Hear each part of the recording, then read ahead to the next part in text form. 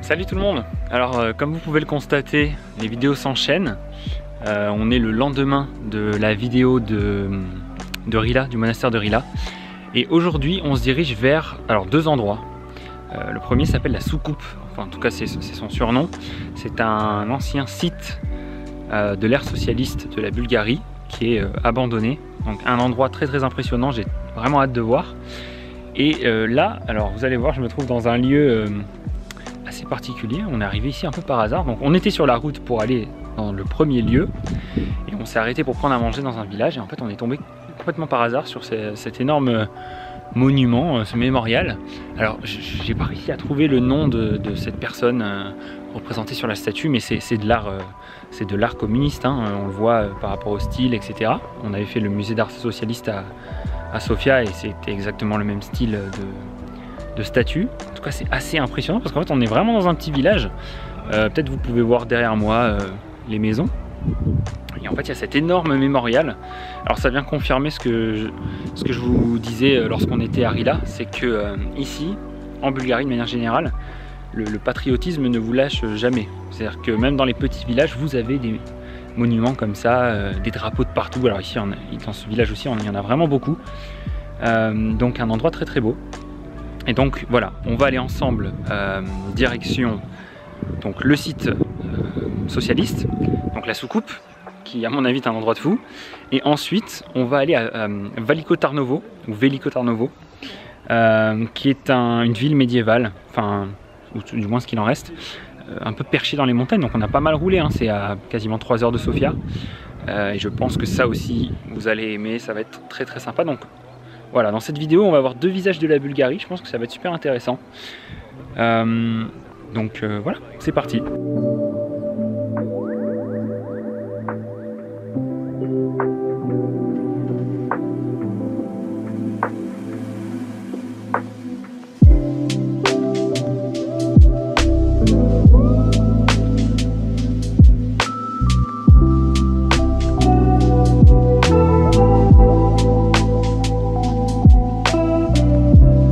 Alors nous revoilà comme promis devant la fameuse Soucoupe que vous pouvez voir derrière moi. Alors le bâtiment est impressionnant en fait, ça fait vraiment repère de méchant de James Bond. Alors il y a cette espèce de tour avec l'étoile rouge au sommet, c'est ultra impressionnant. Alors le seul truc dommage, c'est qu'on ne peut plus rentrer dans la structure. Ça fait 1 an ou 2 maintenant qu'on ne peut plus, parce que pour des raisons de sûreté en fait. Si vous voulez, la structure se dégrade et ils sont en train de restaurer la fresque qu'il y a dedans. C'est vraiment dommage parce que c'est une fresque de fou avec les visages de Lénine, Staline, etc. Et alors je vais vous expliquer un petit peu qu'est-ce que c'est que ce bâtiment quand même, parce que c'est ça qui est intéressant. Donc là on est vraiment perdu dans les montagnes. On est à 1400 mètres d'altitude, quelque chose comme ça. On est vraiment au milieu de nulle part, hein. Il faut bien que vous sachiez ça. Il y a une vue de fou.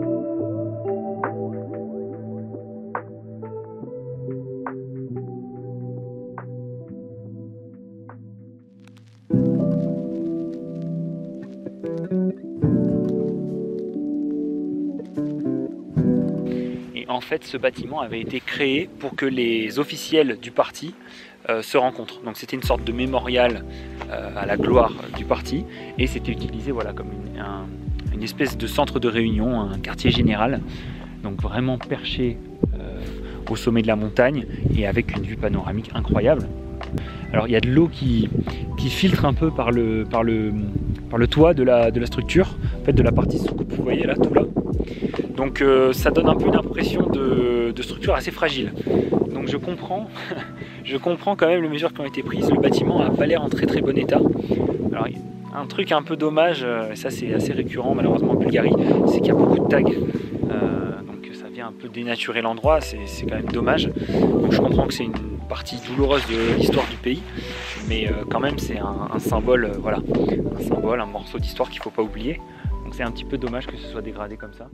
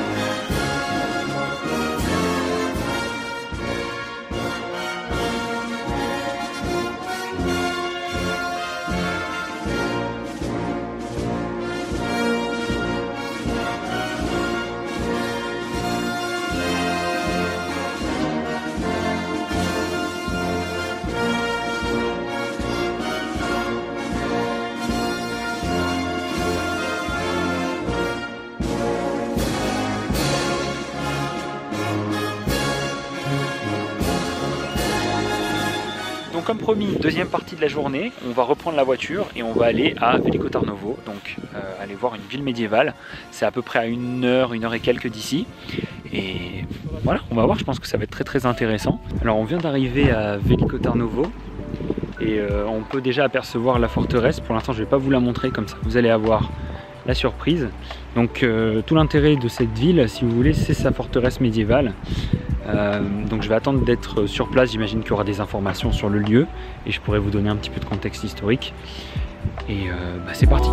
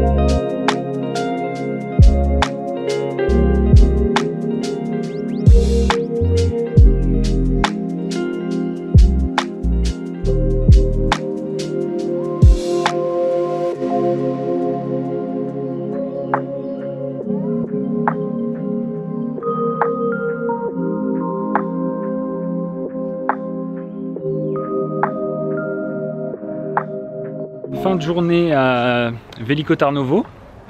Donc on a visité l'espèce d'enceinte médiévale. C'était assez sympa. Alors pas non plus transcendant pour être tout à fait honnête avec vous. Les remparts, c'est assez joli, c'est assez impressionnant. La ville en elle-même est assez jolie. Il y a une petite église sympathique qui ressemble un peu d'ailleurs à celle de Sofia, l'église russe d'Alexander Nevsky. Mais bon, mis à part ça, voilà, c'est joli, mais c'est pas ce que je retiens le plus de cette journée. J'ai quand même préféré la soucoupe qu'on a vue tout à l'heure, mais quand même très sympa. Enfin, voilà, il y a des vestiges un petit peu de partout en fait, on va dire ce qui reste de fondation de l'époque médiévale, mais on pouvait être en mesure de s'attendre à un peu plus. Il y a une église également qui est jolie, mais voilà. Enfin, en tout cas, c'est quand même sympa. Hein, je vous déconseillerais pas de venir parce que c'est quand même sympathique. Dites-vous, voilà, juste que l'entrée c'est 5 € à peu près. Donc voilà. Donc une journée très sympathique encore une fois, toujours hein, sur la lancée de ce qu'on fait en Bulgarie de toute façon depuis le début du séjour. Et j'espère que cette vidéo vous a plu.